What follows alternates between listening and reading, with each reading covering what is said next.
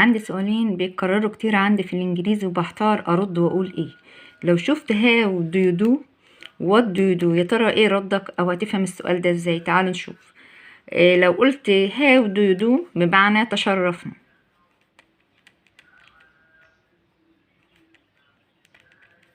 ده لما اقابل شخص لاول مرة او ارحب بشخص باسلوب رسمي او اسلوب راقي، ويكون الاجابة بتاعته هتكون how do you do، نفس الرد.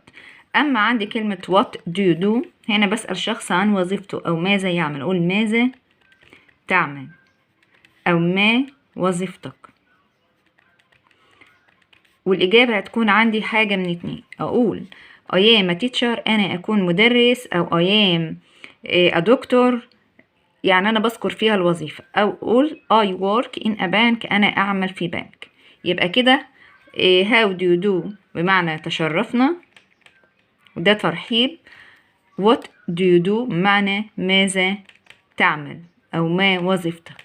وكده نقدر نفرق ما بين الاتنين ونقدر إن احنا نجاوب بسهولة.